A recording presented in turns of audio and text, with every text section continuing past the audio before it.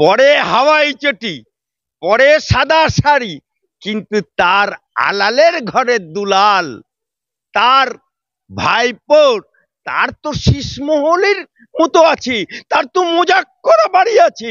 আর একা মমতা ব্যানার্জি নিজে সাদা শাড়ি আর হাওয়াই চটি আর হাতে দামি ঘড়ি, হ্যাঁ, থাকলেই কি একদম সতী সাবিত্রী হয়ে যায়? ওই মমতা ব্যানার্জি কুদৃষ্টিতে ওই কেজরিওয়ালকে সাপোর্ট করলো, অর্থাৎ শনির কোপ পড়ে গেল, কেজরিওয়াল ধাপাস হয়ে গেল। মোদিজি সবকা সাথ সবকা বিকাশ সবকা বিশ্বাসের উপর দুহাত তুলে মুসলমানরা দোয়া করলো, আশীর্বাদ করলো।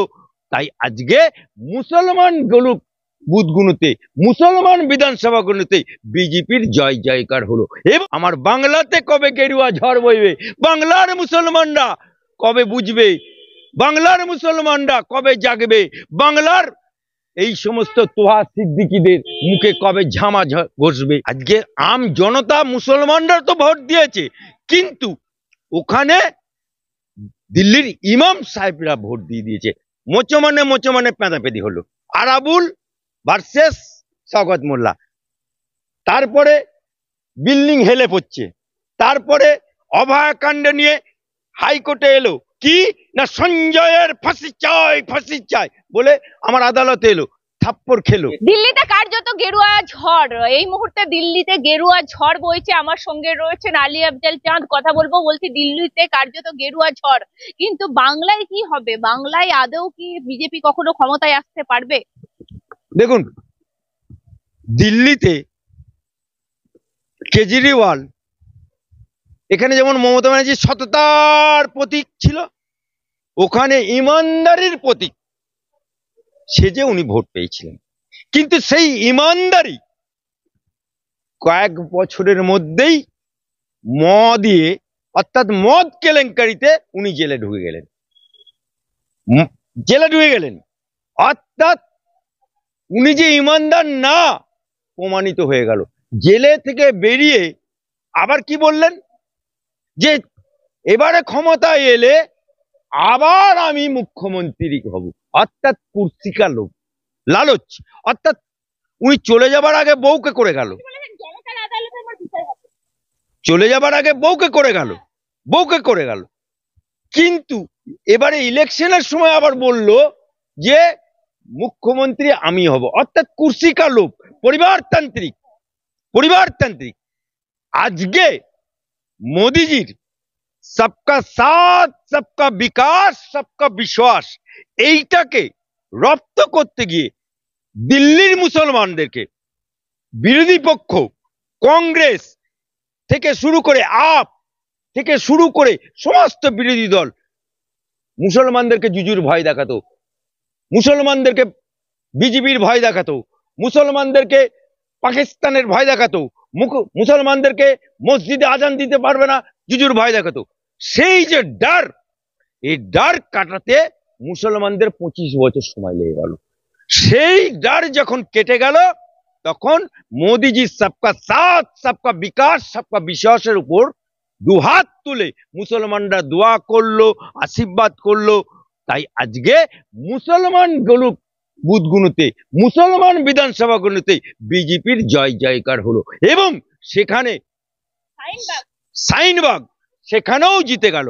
আজকে ওখানে সংঘের সঞ্জয় যোশীজি, তারা যে রাতের পর রাত, দিনের পর দিন মুসলমান এলাকায় ঘুরে সবকা সাথ সবকা বিকাশ সবকা বিশ্বাস এবং মুসলমানদের প্রতি আস্থা, এই যে মানে আস্থাটা অর্জন করলো, এবং তাদের ভেতরে যে ডর, বিজেপি সম্বন্ধে ডর, সেটা দূর করলো। এবং তাই বিজেপিকে ওখানকার দিল্লির ইমামরা পর্যন্ত ভোট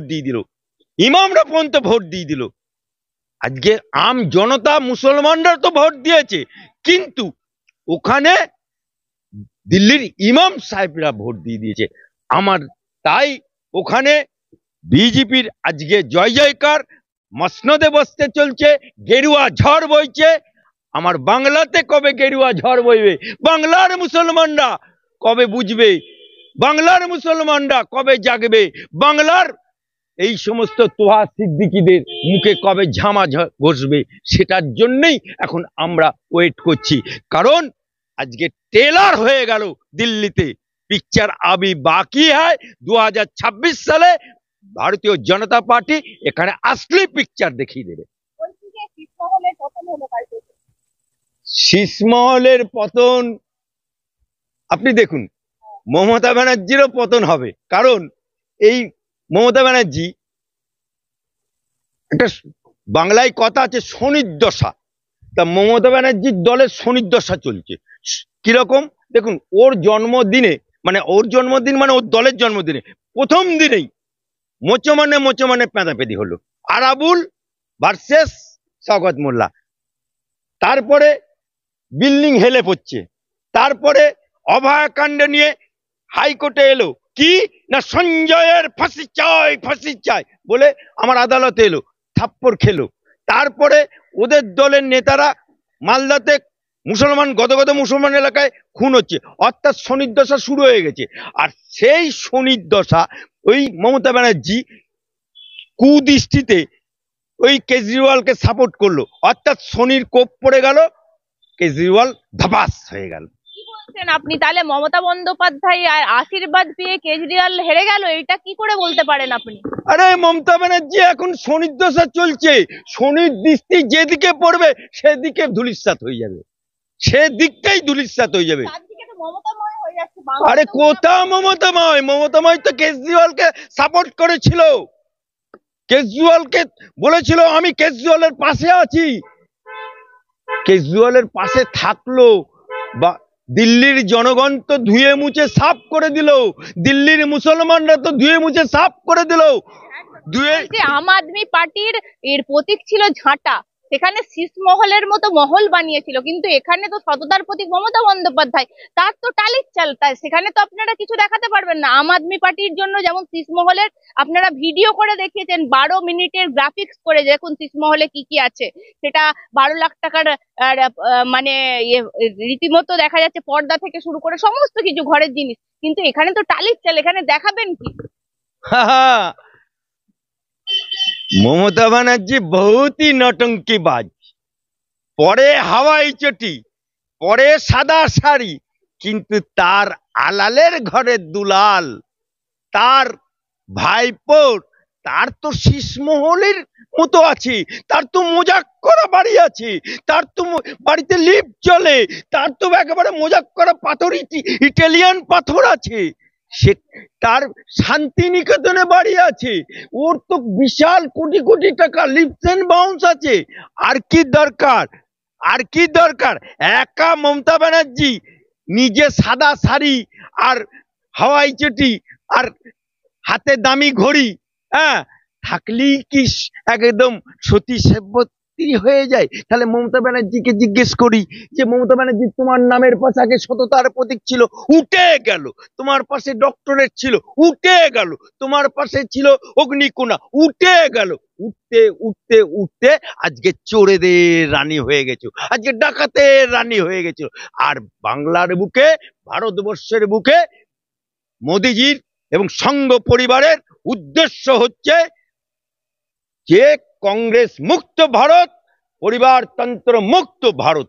তাই একটা পরিবারতন্ত্র মুক্ত ভারত করেছে এবং কংগ্রেসকে জিরো করে দিয়েছে দিল্লিতে। আর এখানে একটা পরিবারতন্ত্রবাদ সরকার চলছে, সেই সরকারটাকেও বাংলার মানুষ, বাংলার মুসলমান, বাংলার সনাতনীরা জেগেছে, জাগবে। দিল্লিকে নিয়ে শিক্ষা নিল, ওটা ট্রেলার হলো, পিকচার 26 সালে দেখাবে।